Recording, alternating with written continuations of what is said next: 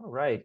Good afternoon, everybody. Thank you for joining us for this first of our next phase of three series of the interconnected webinars. We are excited to welcome you all, and I see we have a few more folks joining in, and we'll just go ahead and let people continue to join. But we have a lot to talk about, and we want to get started. So just to introduce myself, my name is Jake Loesch. I'm the Executive Director of the Citizens League. I've been in this role for about 3 months now, but had previously served on the board of the organization. So been around the work of the league for a few years now. We're absolutely thrilled to be continuing our work with the center on the interconnected series. This has been such a great opportunity for us to bridge that divide between rural and urban communities. The Citizens League, for those of you who are not as familiar, is a nonpartisan nonprofit organization, and our mission is to empower people to engage in civic life and public policy and make Minnesota the best place to live and work for everyone. We've been a nonprofit organization since 1952, and we've really been focused on making sure that folks who live across Minnesota of all backgrounds, parties, and ideologies are engaged, inspired, and empowered to take an active role in the legislative policy making process. I think a huge part of that has been continuing to see our role as a policy resource and a trusted convener of important conversations. What are those issues that are affecting communities around the state that people need to hear about and people need the opportunity to learn from? So the partnership with the center has been just absolutely wonderful, and we are thrilled to be continuing it, to have the opportunity to feature some of their research today. And with that, I'm going to hand it over to Julie at the center to give a little bit of a brief introduction and kick off the conversation. Thanks all for being here, and I look forward to learning more. Good afternoon, everyone. Thank you, Jake, so much. It is a pleasure to be working with the Citizens League once again. This is actually our third season, we're calling it, of our discussions. And you can actually find our previous discussions if you go to our YouTube page, Center for Rural Policy and Development, and you can queue those up. There's some great conversations. Like I said, this is the third, we're calling it season. We tend to do these in the winter. And this is our most recent report that we're highlighting right now on workforce in Southwest Minnesota. And I know Kelly's going to go over this very briefly, but I want to thank the Office of Higher Education and SLEDS and gosh, so many other people who have helped us with this research. We were approached about this project 2 years ago, looking at what's going on in the southwest part of Minnesota and workforce. Are people coming back? Where are they going? And so this report is a good kickoff because we're hoping to be able to do other regions of the state as well, working with the Office of Higher Ed and SLEDS so that we can go region by region and see what is happening with our young people. Are they leaving? Are they moving in? What does that look like? So very briefly, the Center for Rural Policy and Development, we are also a nonpartisan nonprofit organization, and we focus on rural policy and research. So we have a very narrow focus, but it's a very wide focus. So we look at anything from workforce to healthcare to mental health, to transportation, the whole 9 yards. And I will just mention, you can go to our website at ruralmn.org and you can check out all of our reports. They're all free to use. Use them as you will. With that, we have a lot to get to, so I am going to turn it over to Kelly Asche, our senior researcher, who is the author of this report. Good afternoon, everyone. Yes, my name is Kelly Asche.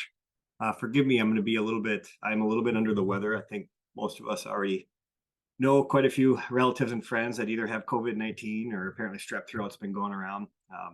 I got to be in the Twin Cities last week to go see a Timberwolves game. I'm a longtime suffering fan, and they're actually good this year. And so I went last week, and I think that's where I picked it up. So a little bummed about that, but let me share the screen here, and we'll go through this presentation. If I have a little bit of a coughing fit, I apologize, and I will be taking some slurps of water as I talk through this.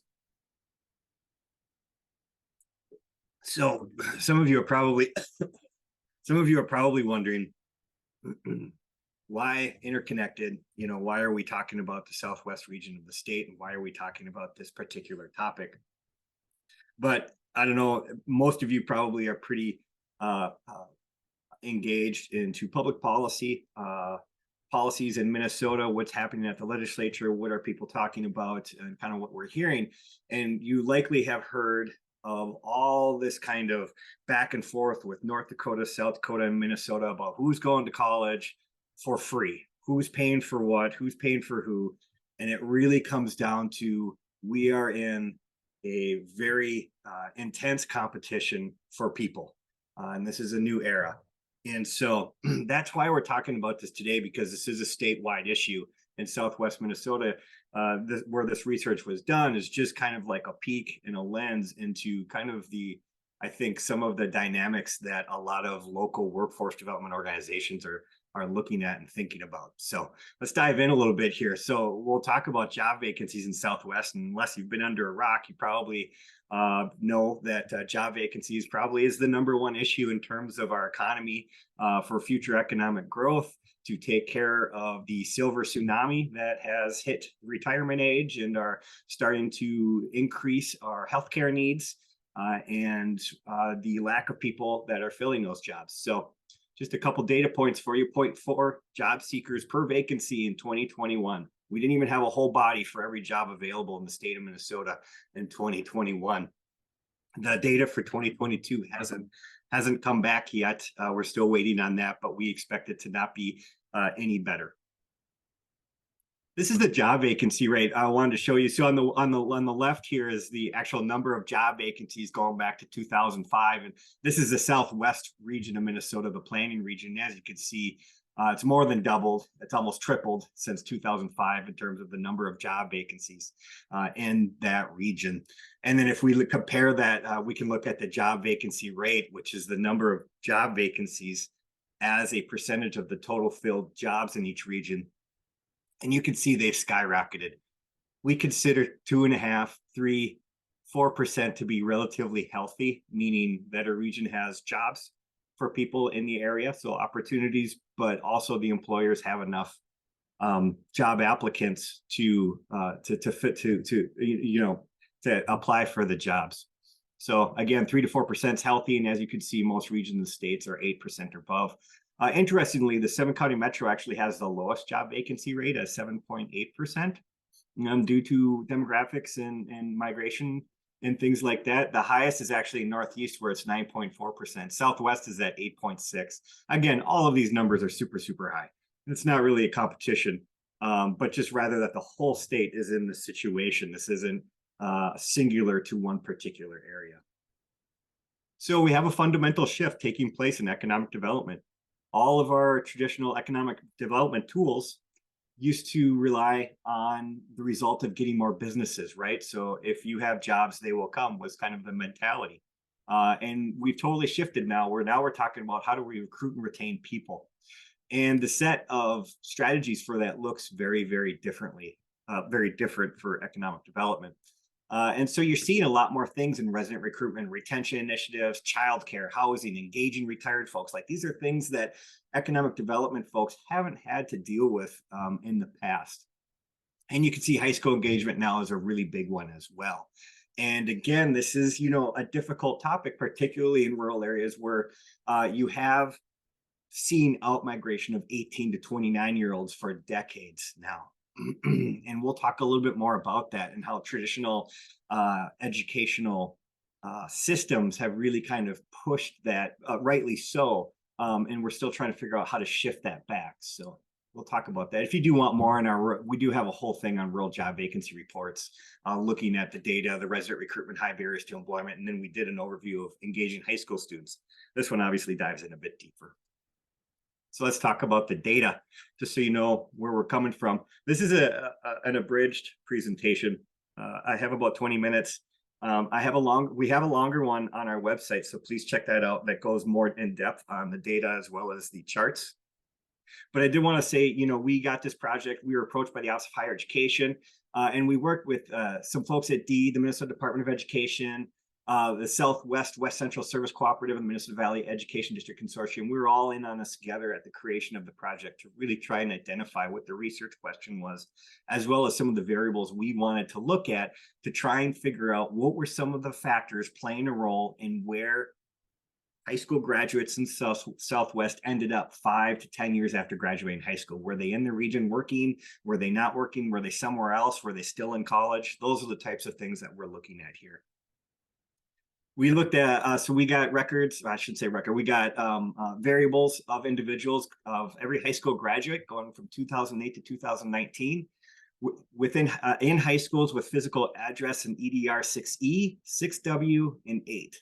So just so everybody knows, this actually isn't the Southwest planning region. There actually isn't a more technical term for that. That isn't this, but I'm going to be referring to these 3 EDRs as Southwest in this report, just so we're all aware of that. And then we looked at all the data going back to 2006 to 2019. So somebody that graduated in 2008, we had variables on whether they were taking ACT courses going back to their sophomore year in high school. That's what that means.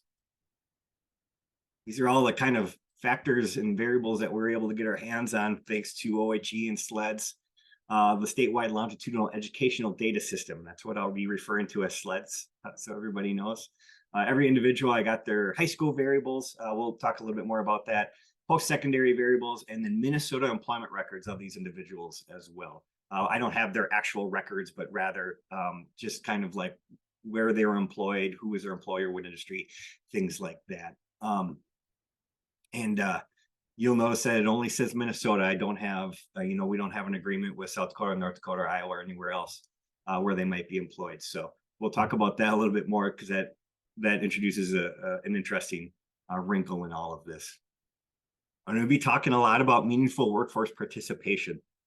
And this was a hard thing to try and define, is what did we mean by when someone had meaningful employment or were participating in their workforce meaningfully in a way in this research that a lot of economic developers are kind of thinking about. And so we're defining meaningful workforce participation as 1,000 plus hours worked with a single employer in a calendar year. And yes, this obviously leaves out some folks. It's going to leave out folks that obviously aren't working 1,000 hours or have accumulated 1,000 plus hours, but have that spread out across multiple employers. They would not count as meaningful workforce participation. And yes, they are absolutely meaningful, and it is a piece of our labor force. But in order to kind of get a good definition of what we mean and try to do some analysis, this is just where we had to cut it off and draw that line. So imperfect, but it does paint a realistic picture.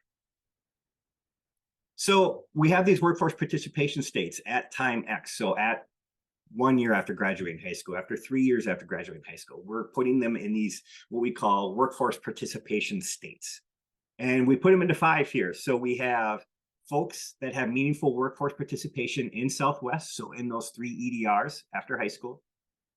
They have meaningful workforce participation in Minnesota, but not Southwest. So that's every other region in the state, but not Southwest. They could be attending post-secondary. And I want to say that these are clean cuts. So if they were attending post-secondary, that's all they could be doing. Even if they were working and had meaningful workforce participation in Southwest and were attending college, we put them in the attending post-secondary category. So again, imperfect, but we have to draw the line somewhere. Somebody could have not meaningful, so they didn't reach. They have a Minnesota employment record. They're not attending post-secondary, but they don't have 1,000 hours. They didn't reach that definition of meaningful workforce participation. Usually it meant when we looked at the data that they were working part-time. And then we have folks that aren't attending post-secondary and don't have Minnesota employment record. They just kind of disappear. And that can mean multiple different situations or scenarios. It could be that they're working in a different state. It could be that they just aren't participating in the labor force for whatever given reason.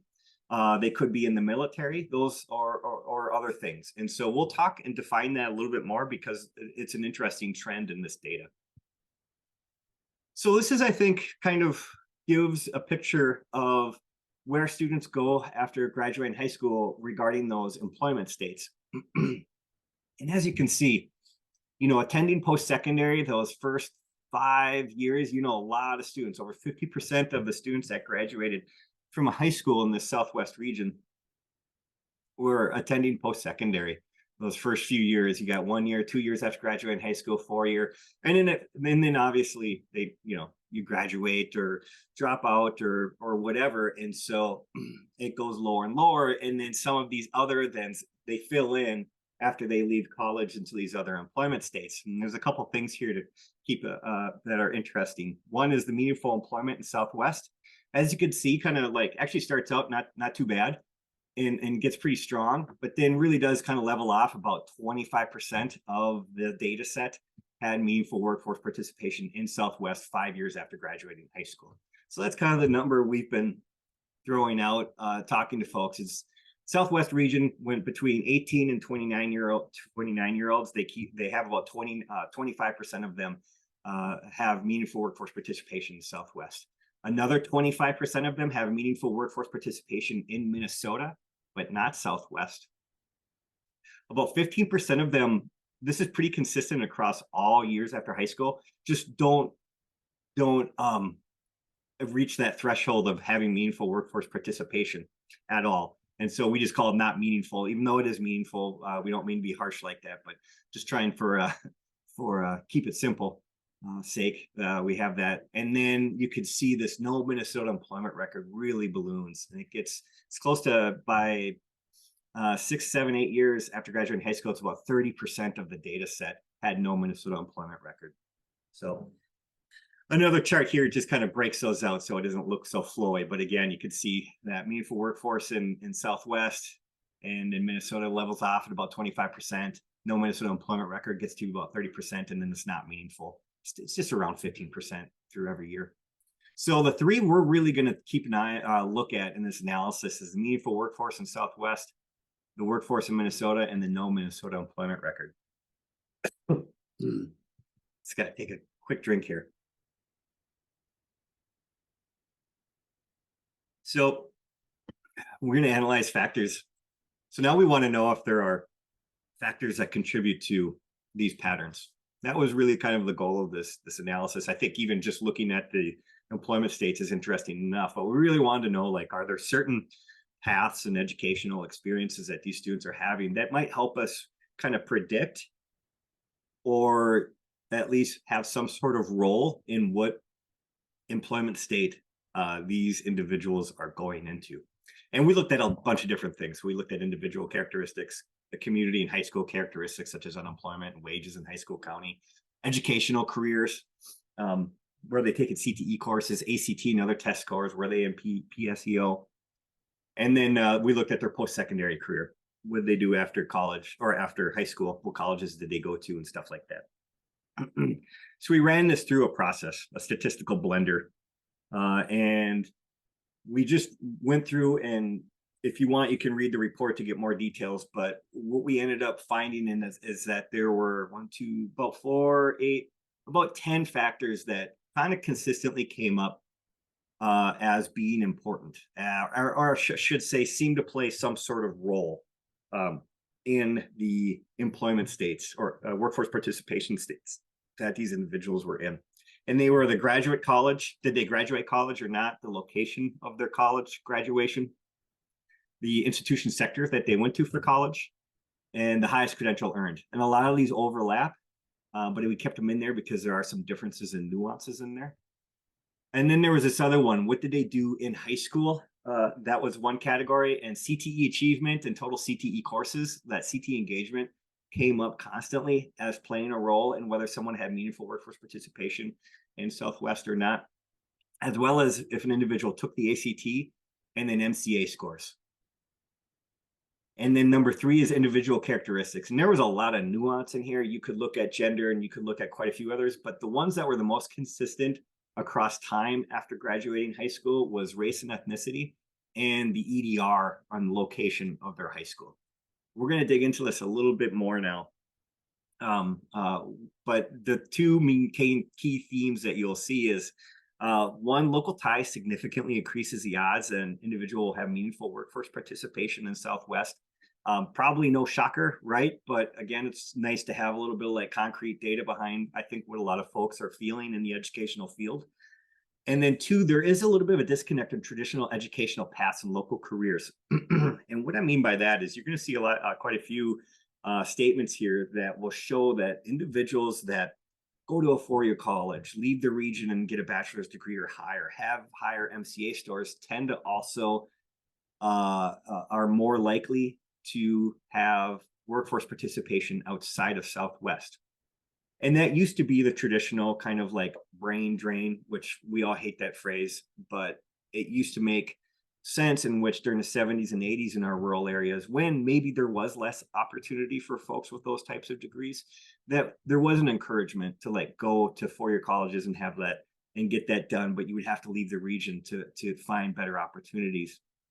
But today, that's not the case anymore at all. It's actually almost the opposite, in which the opportunities available to our students in their local region is significant. But yet we're not quite sure if the educational pathways has quite adjusted to that reality. And so we'll talk a little bit more about that. So let's look at some of these results when we started looking at what factors played a role. Again, I'm not going to inundate you with a ton of charts here. We want to get through this and have the conversation. And so turn to our report if you're looking for more of the data and the percentages and things like that. It's laid out, I think, pretty clearly there. If you have any questions, obviously shoot us an email. So we're just going to talk about this. If we look at after high school path, the meaningful, so what of those, what did people do after high school? What factors played a role in having meaningful workforce participation stage, right? So meaningful workforce participation in Southwest, people that took their post-secondary with graduated from college within Southwest, much more likely to be in this category, much more likely to have an associate degree or lesser credential. That doesn't mean they didn't go to college. They're still credentialed, they're licensed. It's just associate degree or lesser, which just means less time taken to get the credential. And then they graduated from a post-secondary 2-year college anywhere. Didn't matter where, didn't have to be in Southwest. They were much more likely to have meaningful workforce participation in Southwest. On the Minnesota side, so this is meaningful workforce participation in Minnesota, but not Southwest, much more likely if they graduated from a college in Minnesota, but not Southwest, had a bachelor degree or higher credential, and graduated from a 4-year college anywhere. Then they are much more likely to have meaningful workforce participation in Minnesota, but not Southwest. And then that no Minnesota employment group, and that actually split the difference. If you never attended college, you were significantly more likely to have no Minnesota employment record. Or if you went to college outside Minnesota, you're significantly more likely to have no Minnesota employment record. I mean, no, this isn't like shocking stuff, right? But it's kind of interesting to see that the data was quite clear in these trends. Now, if we can also look at the high school planning factors. So those high school ones, did they take their ACT, their MCA scores, whatnot? What factors played a role in meaningful workforce participation? And again, higher CTE engagement was much more likely to have meaningful workforce participation in Southwest. Lower MCA scores was significantly more likely to have meaningful workforce participation in Southwest. As well, they didn't take the ACT. So kind of that, were you planning on going to college somewhere or do something like that, was kind of an indicator. Versus meaningful workforce participation in Minnesota, higher MCA scores, took ACT. Higher CTE engagement, it kind of fell in between. There were still plenty of students that were involved in CTE that had meaningful workforce participation in Minnesota, but not Southwest. So again, CTE is great for the region, but it also is pretty good for Minnesota, because if we look at the no Minnesota employment record, those students just had no CTE engagement at all. It was really, really high. So there was just no local tie to them at all. And then they ended up not having a Minnesota employment record as well. So again, kind of interesting.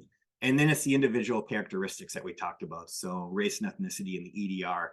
And this probably isn't shocking, right? So to have the EDR that was more likely to have meaningful workforce participation in Southwest was 8, the very southwest corner of the state. To have meaningful workforce participation in Minnesota, but not Southwest, EDR 6E, that's where I'm at here in New London, Minnesota, Candy, Ohio County, Wilmer. More likely to have workforce participation outside of Southwest, somewhere else, as well as EDR 6W, which is like Swift County, Yellow Medicine, Lacaparo, some of those. And then no Minnesota employment record, significantly more likely if you graduated from 6W, EDR 8, so those border EDRs, right, makes sense. Or if you're BIPOC, which is kind of interesting, and we'll talk about that a little bit more here in a sec. So we got 7 main takeaways, and this won't take long. Takeaway number 1, staying local is important to Southwest labor force needs. So this is looking at the location of where people graduated college. And this percentages are the proportion of that group that ended up having meaningful workforce participation in Southwest 5 years after graduating high school. And you can see 43% of the students that graduated from a Southwest college in this data set had meaningful workforce participation in Southwest, significantly higher than any other college. And this just falls right in line with academic research that shows that where a student goes to college is a pretty good predictor of where they're going to end up working for the most part, right? So that was very, very significant. Takeaway number 2 related to this is that not enough students are attending these local colleges to fill the local labor force needs. So this is the proportion of all the students. So there's 38,154 students in my data set. And as you can see, this shows that at 5 years after graduating high school, I just took that group, I forget how many are in there, 15,000 or so. And you can see 12% of them graduated from a high school or graduated from a college in Southwest. And this isn't by any means an indicator that the South colleges in Southwest aren't performing well, but rather it's the competition, right? There's only one 4-year college, I think. Well, at least I know Southwest. I don't know if there's a private school in any of these EDRs, not that I know of. But there's Southwest in Marshall, Minnesota, and I think 4 or 5 2-year campuses in Southwest, and that's it. And you're competing against all those across the border in South Dakota. You're competing with North Dakota. You're competing against St. Cloud State, which is just 45 minutes from me. You're competing against the Twin Cities, which has a huge ecosystem of post-secondary institutions. And so it's the way the post-secondary institutions are set up and where they're located. Of course, it's going to draw a lot of students outside of the region because maybe there isn't as much post-secondary opportunity within Southwest, which is just kind of a disadvantage that the region is at. Takeaway number 3, increasing the odds for regional workforce participation with career and technical education and local career awareness. So we're hitting home on the CTE thing pretty hard here and in the report.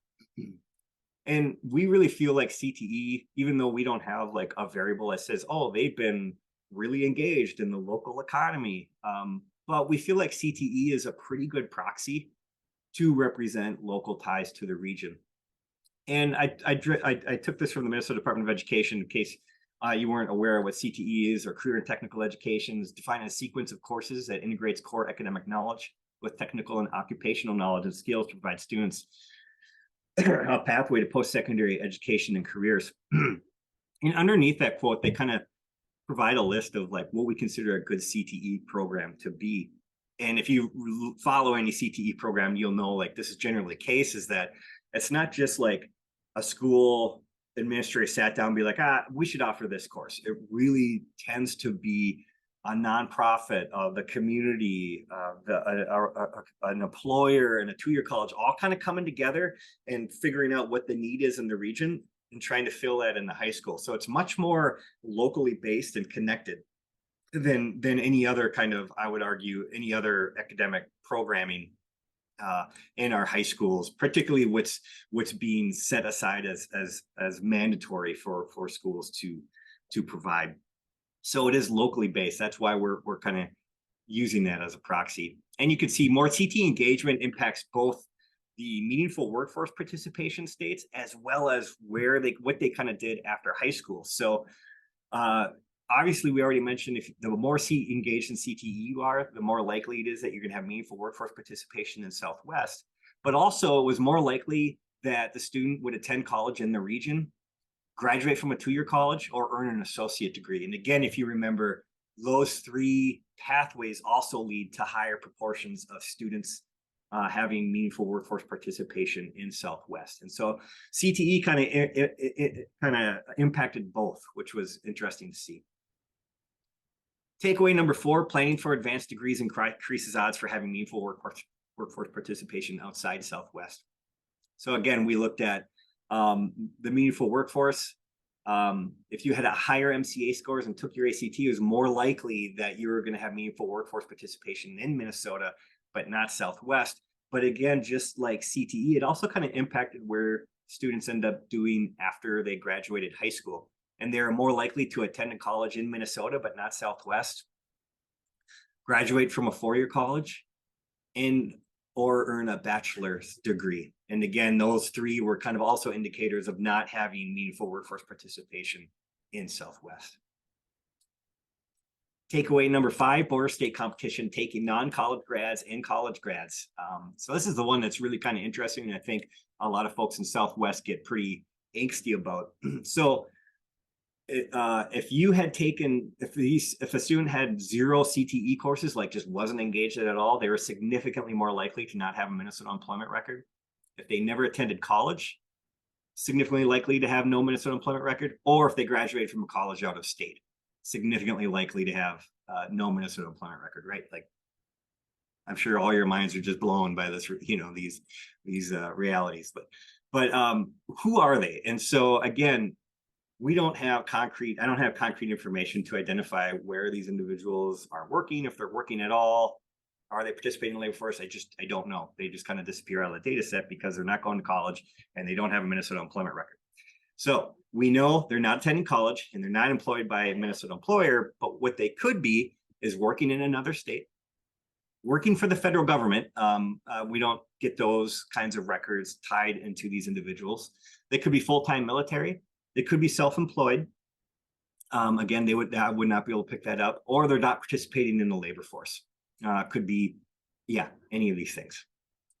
And so we just did like back of the envelope kind of calculations just to kind of be like, all right, what does that look like in terms of like, how many do we think are just like not in the labor force or in the military, things like that. And so I pulled together kind of a bunch of data. And so if we look at 5 years after high school, there were 5,000, just over 5,000 individuals that had no Minnesota employment record. So that's this whole group here, just a little over 5,000. And then I did some estimates about looking at, we can figure out what percentage on average over the past 10 years are the number of individuals that aren't participating in the labor force. So I took them out.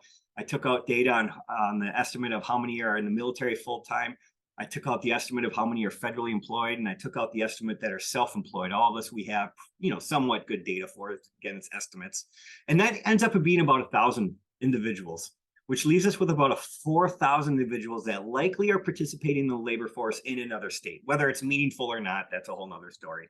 But again, that's about 22% of all individuals 5 years after graduating high school that essentially Minnesota lost from our labor force to another state. And this is where it gets kind of dicey and competitive, and people are getting kind of feisty about it.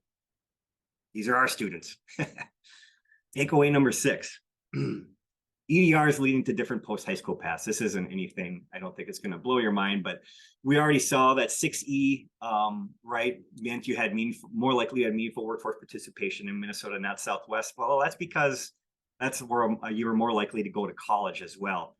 A lot of the students in 6E, which again is this corner here, weren't going to college in Southwest. They're going to, St. Cloud State's just down the road.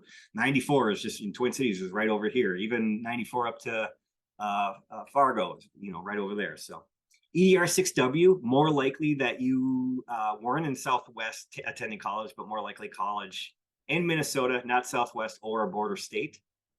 And then EDR 8 was both border state and more likely to attend college in the Southwest region.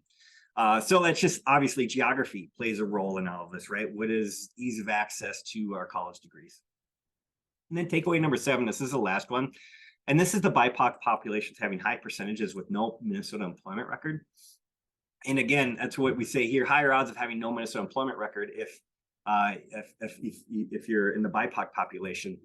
But also it impacted your post-high school path that you took. You're more likely to not attend college either. And I think there's a lot to unpack there. And I think it would take some qualitative analysis to really get down and dirty to figure out what's going on here. But it's a discussion worth having, I think, to think about this a little bit harder. Key question then: why leave if opportunities exist locally? So what these patterns show us is that the patterns from the 80s and 90s and 2000s, the patterns that we think have always been happening, are true. Like, that's what this data is showing.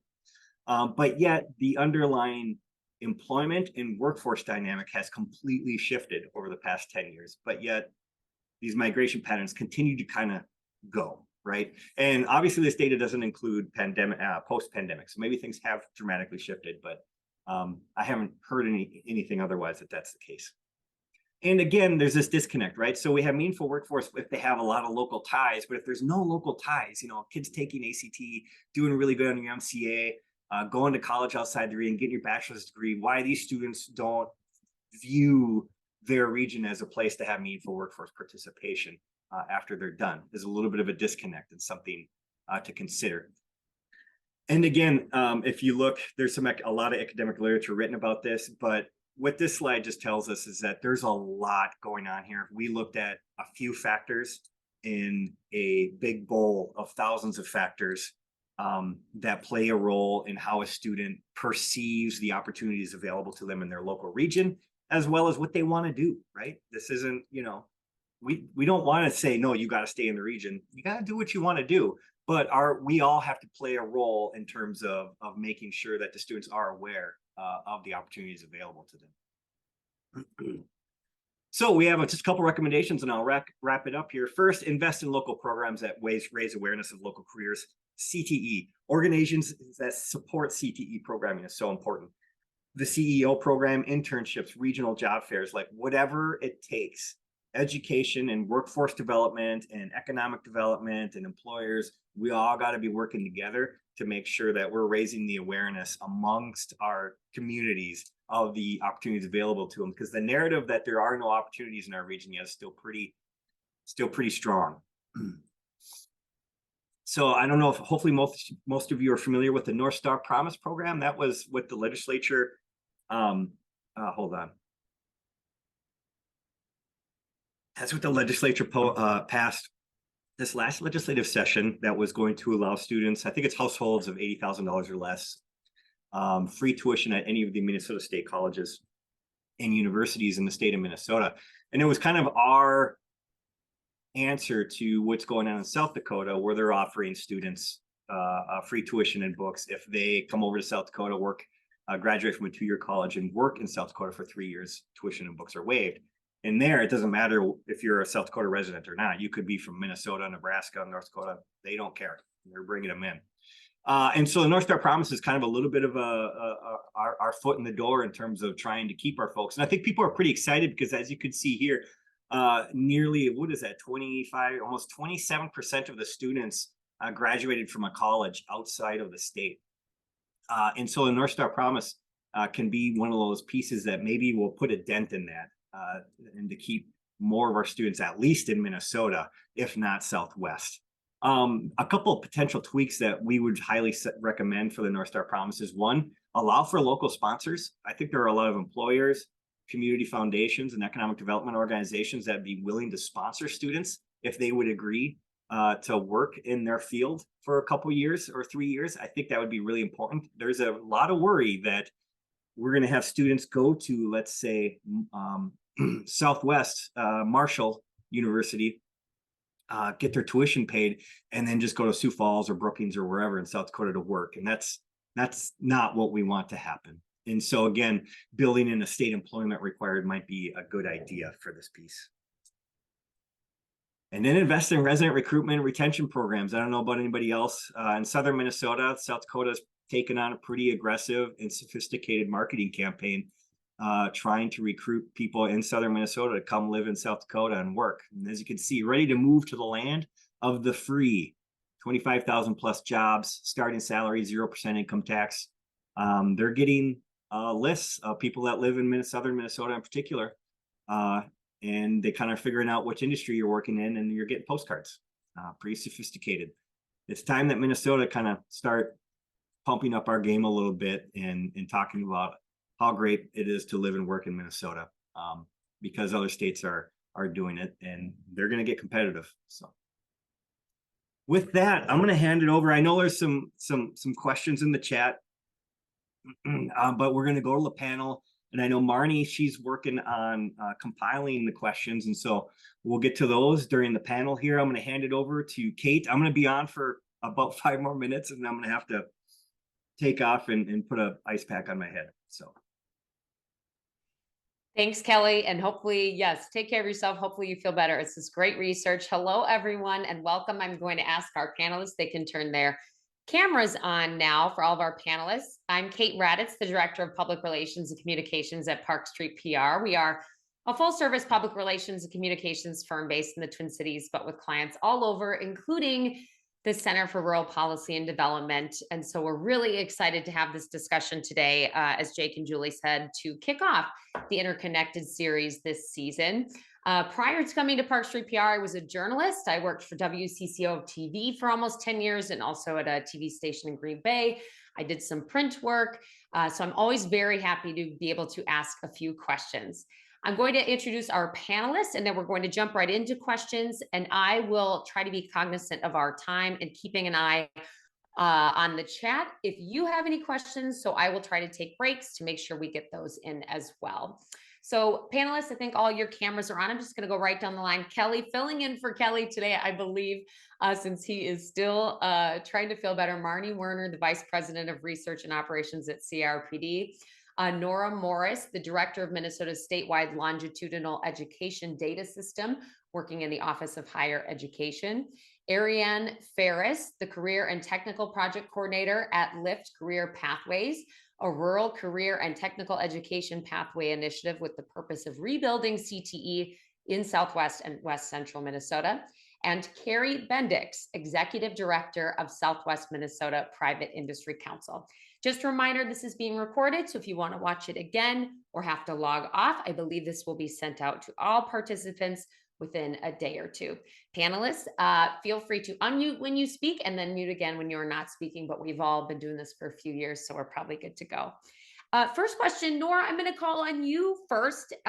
Big picture, and I know Kelly has touched on a lot of these in his presentation, but to dig in a little bit more, why does it matter, right? Why are we talking about this? Why does it matter if people are moving or staying in Southwest Minnesota or any part of Minnesota, really? What is the benefit of getting them to stay in this area? I'll start with you. Well, thanks. So I think, as Kelly pointed out in his presentation, there's nothing earth-shocking about what we're saying here, but it's just a reminder that we need a steady workforce to keep the population and keep the social network going. I mean, we need workers to keep the workforce there. We need those tax dollars staying in the area so they can support small businesses, all of the whole economy. We are so interconnected that it's very, very important.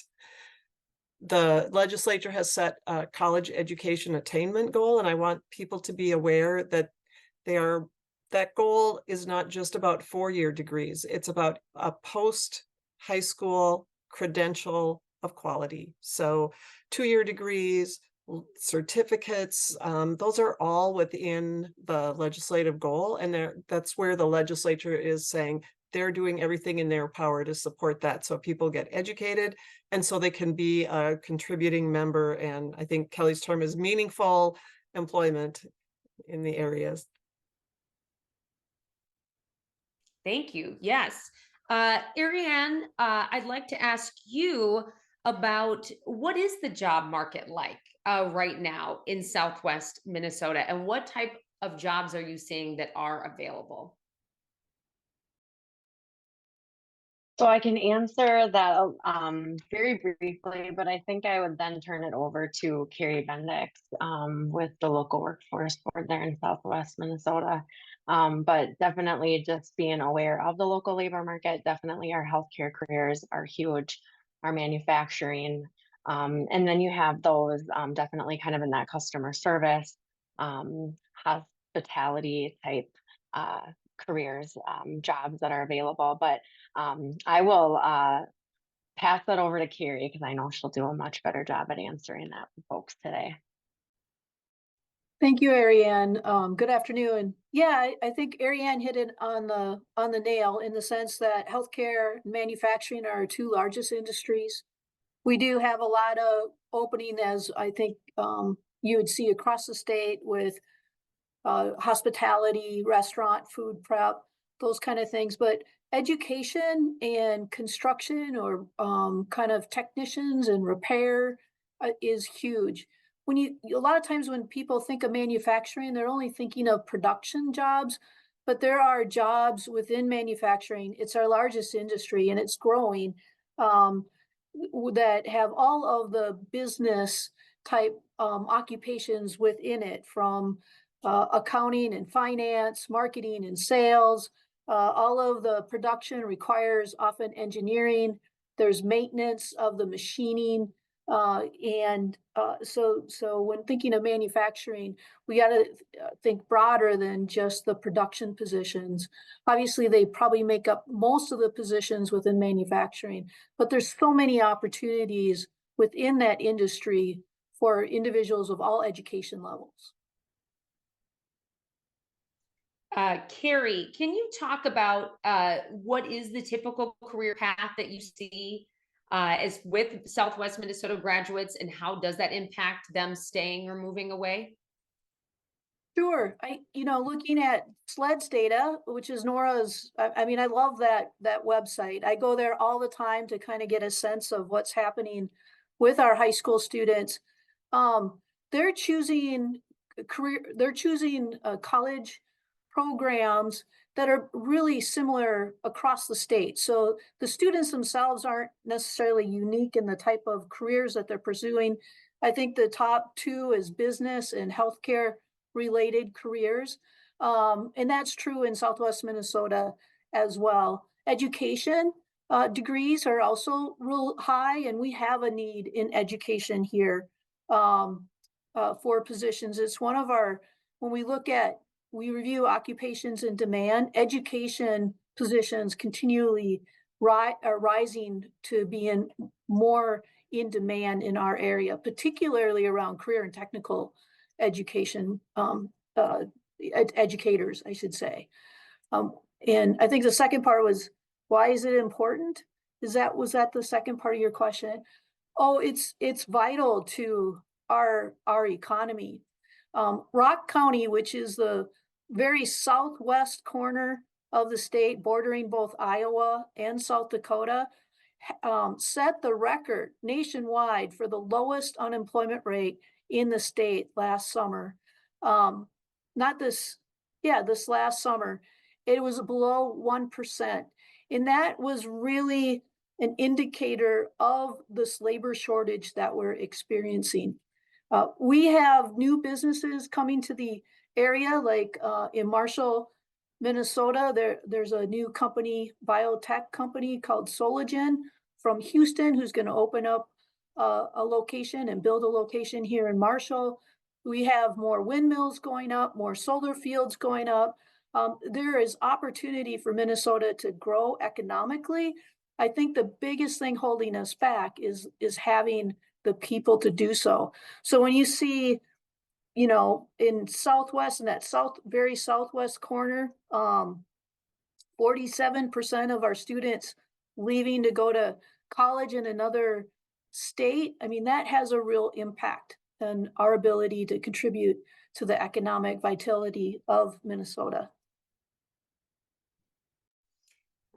Thank you. And I know Kelly touched a little bit on this, but Marty, maybe I can ask you, are you able to talk at all about the impact of the factors during high school that make a difference from the report? Yeah, I can give it a shot. It looked like from the statistics, the way they came out in the survey, that whether a student participated in the career and technical education programs made a big difference if they stuck around. That was the part where Kelly was talking about local ties. And when the students participated in CTE, they were basically interacting with local employers and learning about the different jobs and careers that were available in their community while they were still in high school. And so that appeared to carry over strongly into what they did after high school, going to, say, a two-year college to get a certification in something, or even going to a four-year college, but then coming back to Southwest. That seemed to be a big factor. And Marnie, for these students that are taking the ACT, say they do well, they want to go to college, is there a reason for them to stay in Southwest Minnesota for the type of job they may be looking for? Are those types of, higher skilled or degrees of jobs out there. Yeah, well, it's like the statistics show that students who took took the ACT and even scored better on it were more likely to go someplace else and end up someplace else around the state. But that may still be a hangover from what Kelly was talking about with this narrative that says to be successful, you have to leave. You have to go someplace else. A lot of greater Minnesota, including Southwest, has occupations. When you look at the industries and occupations around the state, they have the same occupations and industry makeup as the Twin Cities, except the Twin Cities has a very large finance industry sector that the rest of the state doesn't have. But if someone is going into something else besides finance and they're scoring well on their ACT and whatever and going to a four-year college, there is a good chance, like Carrie was talking about, that there's a well-paying job within manufacturing or healthcare or education or something like that, that a student, who maybe leaves to go to a four-year college, but would really rather stay in Southwest, there's a good chance that they're going to be able to find a job that fits what they're looking for, especially nowadays. Thank you. For Nora, or maybe Ariane, or both, if a high school student does attend a college out of state, how likely are they to move back to work in Minnesota, and specifically in Southwest Minnesota? What have you noticed or seen? So I don't know the stats exactly, but my understanding is when we look at SLED's data overall, what we see is 2/3 of the students that leave to go to college elsewhere stay away. But on the other hand, roughly about 2/3 of the students that come to Minnesota from our neighboring states for college stay here as well. So it's kind of a wash. Ariane, anything else you wanted to add to that, or no? Yeah. Marty, when you're looking at, well, sorry, got my paper stuck. Marty, when you're looking at this data, what percentage of high school student graduates are moving out of state and still working in another state when we're looking at that 5 years post high school? Is it a large amount? Or I know there was that 5-year mark that was Right. Talked about in the report. Yeah, well, we could track the students when they went to college out of state, but if they then stayed out of state, we couldn't track them beyond that because we didn't have work records for people who were working out of state. We only had Minnesota work records. But we could see those people then fell into that group of meaningful work, or no, not meaningful work, no Minnesota employment record. So that group is made up of actually two sets of people who are either working outside of the state, actually three sets, people who are working outside of the state, people who are working in Minnesota but might be federal employees or in the military because for whatever reason they don't show up in those Minnesota work records that DEED has, or they're people who just don't have a work record because for whatever reason they're not working. They may be disabled or something like that. And so those people that work out of the state, outside of the state, fall into that same group. And as I remember, I just pulled up the chart here in the article on our website. That particular group was about 30, by year 10, they were about 36% of that whole group. And so a certain percentage of that is going to be those people who are working out of state. And it's probably a good chunk of those people because people really do tend to stay where they've graduated from, where they went to college and where they've graduated from. That's where they do their internships and things like that. And so it just makes it very likely, that much more likely, that they're going to stay there. I'd like to ask all of you this question, Oh, and Kate? yep. Nora was going to comment Yeah, on that. yeah, I was Oh, just go going to ahead. quickly point out, so with the SLEDS database, we collect anybody who needs to file an employment uninsurance record. So employers file it quarterly with the state. And so if they're not required to, we do not have those people. So that's why we do not have the federal folks, including military. The other thing to point out is we don't tend to have really small entrepreneurial, so self-employed groups, and that tends to hit different populations differently. So the people, BIPOC folks, they tend to be, we see higher rates of entrepreneurship with those folks. So the smaller mom and pop shops, and those do not show up in our data set. So I just want to recognize that, you know, there are some holes in the data, and they're not even. So there's some pockets that are, we have a little less data on. Yeah, I'd actually like to follow up on that further, since you brought that up, Nora. Specifically, Carrie, what trends or differences with the BIPOC population have you seen in your work and with the paths after graduation? So in Southwest Minnesota, our BIPOC population is made up primarily of newer immigrants. So I think that is different than, like, if you were to look at significantly different than if you were to look at the BIPOC population in the metro.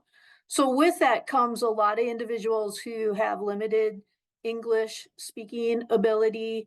And so that often limits the type of positions that's available to them. So for post-graduation, they often, in addition to that, they tend to have a higher level of poverty here in Southwest Minnesota, being BIPOC. It's a significant difference. And so what happens, I think, is many times after graduation, they take production jobs. So I think there's a distinction there. But for those who have been here for a generation, or even have that English speaking ability, they tend to, from what I can see from the data and from what I've heard, is they'll start to enter maybe our technical college here in our area. And then as a private industry council or a employment and service provider, we work a lot with Ariane and Lyft to try and provide them with career exploration opportunities to engage with local businesses, because there's a real lack of understanding of the type of jobs that are available to them. And that's a really important part of the workforce boards, our local workforce board strategy to help retain some of our youth in our area, is just exposing them to the careers that are here. They often don't have an understanding. They'll think of healthcare and they'll just think of nurses and doctors, and not all the tech positions, the lab positions, the positions in the administrative office, the IT, all of that feeds into healthcare, for example. Yeah, and I Thank was just you. going to mention Go that ahead. too, that exploration piece as well, and whether you're BIPOC or not. I think, you know, kind of going back to some of those other questions around, you know, what are the careers and what are the paths that are being taken. But I think the big thing, and Kelly hit on it well, was that disconnect into that traditional, those traditional pathways and what the local careers are, because many of those careers that Carrie listed off there don't require you to go to college necessarily. There are different ways to get into those careers. And as Kelly mentioned, too, employers would be happy to sponsor the North Star Promise, because there are several of them in the state of Minnesota who are, you know, engaging with their local school districts now and really seeing the importance and the significance of connecting with those students in high school at that level, and really helping them see what's next, rather than having them think about, you know, what are you going to do and not really know. It's really hard to make decisions when you don't have that awareness and that understanding of what those opportunities are and how to navigate, like how to apply those opportunities. And I think also, for any individual, also really understanding yourself, what those skills are that you have, what are your talents, skills, and abilities. And so having programs like CTE, for example, that really help students do that in addition to developing skills and also making those connections through those work-based learning experiences. And those are really the things, like Carrie mentioned, that we need to do so much more of to really enhance those pathways, those clear pathways available to students, and for employers to understand better too how they can continue to engage with those populations is huge. And so with Lift Pathways, we do innovation grants to really support our school districts to develop and enhance CTE courses. But CTE courses can be very costly, and if you don't have just the right factors in place, it can be very daunting on a small school district. And so the ability to be able to increase the school's capacity to hold those classes. And so you got teacher licensure and program approval that you have to start dealing with as well if you want to be able to access the federal Perkins revenue and levy. And that brings back 33% or 35% on what a school would spend on CTE. It brings it back to the course to support it and sustain it. And certainly we need that to be more than 35%, especially just in the last few years with how pricey things are, especially when we're talking construction, trade courses, healthcare, those supplies and materials, to make sure that those students are having those hands-on specialized experiences with the equipment and such that are being used by industry. It's costly. And then to make sure that you have quality educators, and that's another thing, educators is a path that we need more of. And if we don't have the folks there in front of our students to really make sure that those CPE courses are available, that can also be a challenge. But I think with some of the innovation grants and just the collaborative community in Southwest West Central, we've really come a long way in being able to really align industry and education. And I would just certainly encourage folks to check out Lift Pathways website, lyftpathways.org. And if you click on projects, you can see a plethora of projects that have been going on since 2017, kind of since the inception of With Career Pathways, to really see how school districts are engaging with local business community and really getting these students engaged in our communities and keeping them here and working after high school and really discerning what those pathways are and how to navigate them. Thanks so much. This question, I'm hoping to ask all of you, or any of you can really weigh in, talking about other states targeting the workforce here in Minnesota, and specifically Southwest Minnesota. What have you seen or experienced in your work with seeing this, and where primarily are you seeing the recruiting outside Minnesota coming from? Can start maybe with Carrie. Sure.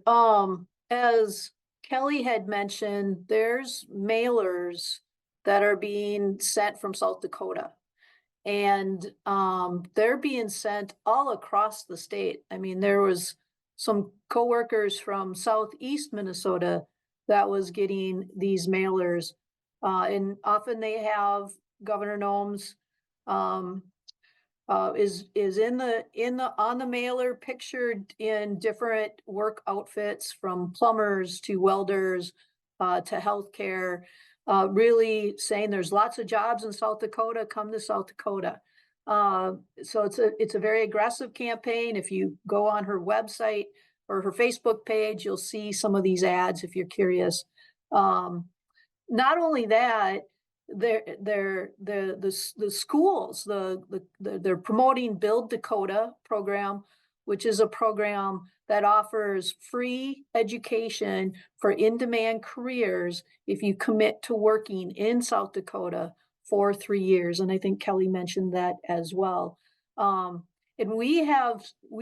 I've just in a meeting yesterday, I was with a mom of a high school coming graduate, visited some South Dakota schools. They have a huge orientation for these new students, talking about Build Dakota, actively recruiting them to come to school there, offering them free tuition if they commit to working in South Dakota for 3 years. And this particular mom said, well, it's, 3 years is just a blip in your life, and really encouraging their student to take advantage of that.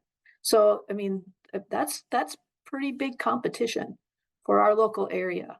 And again, 47% of those 9 counties in Southwest Minnesota, the very southern, not the same area that Kelly was looking at, but 47%, according to SLEDs, is going to school out of state. So it's significant for us. Thank you. Anyone else want to weigh in on that? I want to acknowledge there's a question from Jim. He had asked if anyone had heard of the new Fargo company called Workforce Hope. Has anyone? I had just looked it up briefly. Workforce Hope provides end-to-end recruitment and immigration services to the United States and Canada, matching the needs of employers seeking workforce and refugees seeking security and work. So he had just mentioned that, and maybe something for everyone on to look into if anyone has interest. Marnie, question for you. The report, even in the report, I think Kelly says he doesn't like using this term, but he said it's trying to fight back against the term brain drain, which he says it's not a very nice term. Can you explain what brain drain is and why this report finds that is not what's happening in Southwest Minnesota? Yeah, well, brain drain is the traditional narrative that rural kids grow up, graduate from high school, and then leave, usually for the big city, and that was labeled the brain drain about 20, 30 years ago. And so when we look at population numbers and we see numbers in rural counties shrinking, everybody says, oh, that's the brain drain. And what we've seen in research over the years is that that's really not necessarily the case. In another study that another person has been doing for several years, they found that students would leave, greater Minnesota to go to school in, let's say, the metro area. And then when they would get into their 30s or so and get to the point where they were about ready to start having families, they would start moving back out of the metro back into greater Minnesota, not to completely replace the population that left, but a good chunk of it. It's something that goes under the radar. And so what we saw in this data for this study was not exactly that, but it was kind of the same principle, in that people were leaving and staying away, but there was also another good percentage that were actually just kind of circulating around.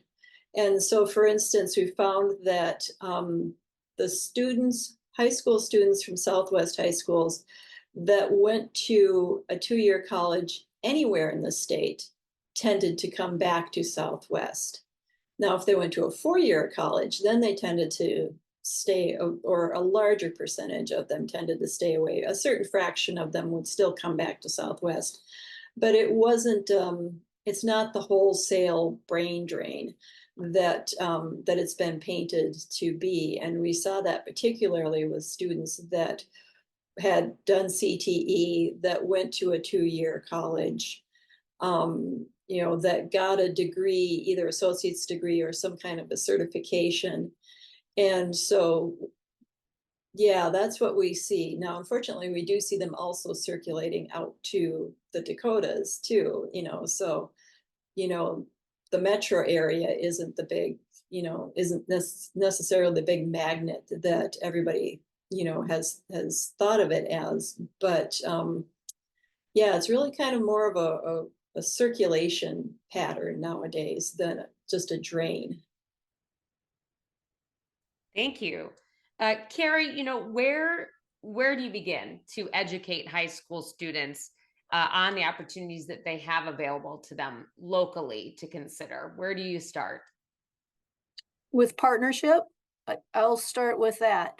We start with partnership because I don't think any one organization or one government entity even can address the issue alone.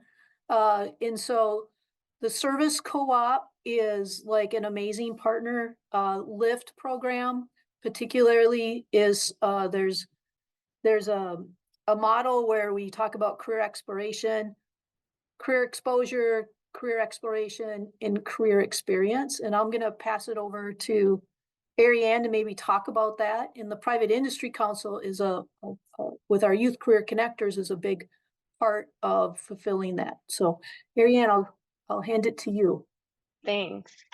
So yeah, so as Carrie was mentioning, our 3 E's, and so Lift Career Pathways has the 3 E's roadmap, and you can also find that on our website if you go to Lift Pathways, LIFT, pathways.org. And on there, if you kind of scroll down, you'll see a roadmap, and it sort of steers students and educators through kind of what a process would look like in order to kind of start on this journey of career pathway, career development. And so that really, though, is just a complementary value-added resource that folks can use. You know, we've been promoting it to our schools to use in their classrooms, or just for students alone on their own time. But those are just some really great ways, and I think that really demonstrates kind of what that looks like. And the Private Industry Council's Career Connector program has been very instrumental in the region to help kind of bridge that gap with the schools, because what we're finding is that our school districts do not have the capacity to help organize and coordinate the partnership and the intricacies that go into creating these experiences for students. And so, like, we have our Southwest Minnesota Career Expo. It serves over 2,000 students in nearly all of our school districts in Southwest West Central Minnesota, where they come to our college campus, SMSU in Marshall, Minnesota West in Worthington, and local career and companies come together.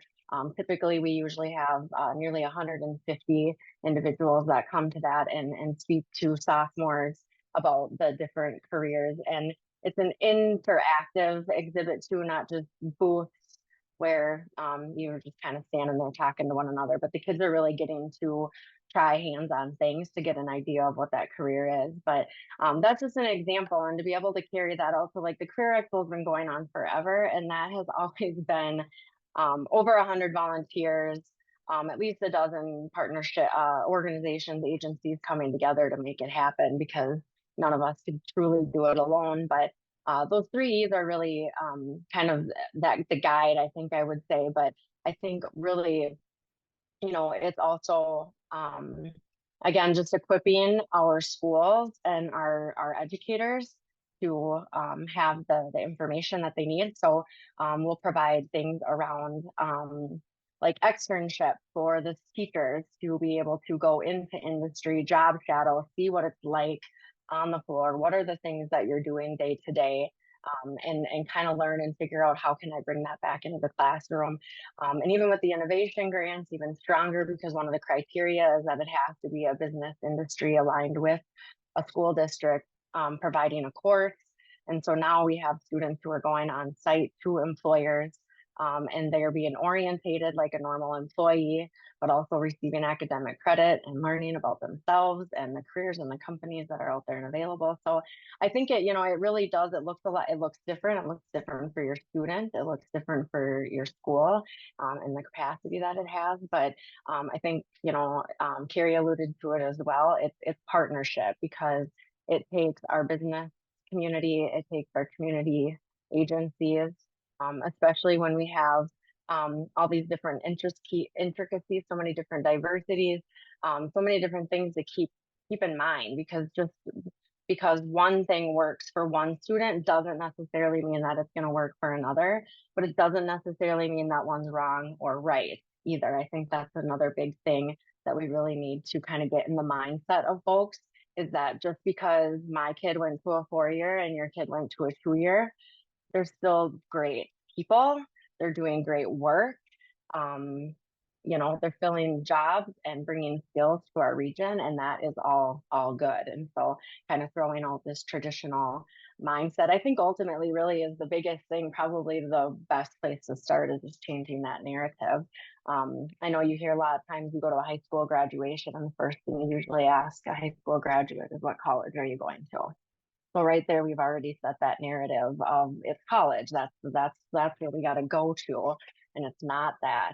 An individual could go down to their local diesel mechanic, civil equipment, and get a great diesel mechanic job and get trained right there with them. So, and the same with your healthcare facilities. So many of them have in-house training and funds, and they're ready to provide scholarships and get these individuals trained. And yeah, I mean, you have folks who, it's sad because they're saying as long as they show up and as long as they have a good attitude and they can learn, we'll take them. Great, thank you. Nora, how can Minnesota compete? How does Minnesota compete when places like South Dakota are spending a lot of time and money recruiting, trying to attract employees from Minnesota? We're seeing so many people saying, I've gotten the pamphlets, the flyers. How does Minnesota compete? Well, PR is your industry, not mine. So I'll start it with that, saying I'm coming from a deficit here. But the legislature and the governor is very committed to competing on this. And I think some of the ways we compete are by the North Star Promise. Also directing the new programs around the American Indian Scholarship Program, the teacher pipeline program. There are targeted tools, and then just the broader, like for example, North Star Promise. So it's really trying to open the doors to education, and that can be, as we said, 2-year, a certificate, a 4-year. Does not necessarily mean you have to pack up your bags and move to the dorm at a 4-year college away from home. So that's one of the ways we do that. And I put a tool in the chat there for people to look at. It comes from the DEED website, and it's really cool exploration tool to look at how you can drill down to different areas of the state. You can look at different industries and what the average or median wages associated with different levels of education within that. So you can do a lot of career exploration, but none of that will ever beat what we've been talking about here, which is the relationship piece. It really is that early on, getting people to start, and students and families to start thinking about, Jim down the road that runs a landscaping business and is looking for, folks in that area, or my friend so-and-so, well, he owns an insurance agency. Well, he's always looking for people to do work, and it has to be somebody local to be going out and doing the adjusting, etc. So it's that bringing it more local to help people recognize good jobs and careers exist right where you are, and building that awareness, I think is key. One-on-one relationships will beat a pamphlet every day. Great, thank you. And Marnie, I think one last question for me. I believe this was mentioned in the report, but also just a question for Center for Rural Policy and Development. Does this go beyond the jobs? Is it also about what about just life in Southwest rural Minnesota?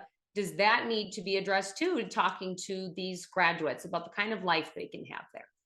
Oh, yeah. And this is something we've been talking about, and communities in greater Minnesota have been talking about for quite a while now.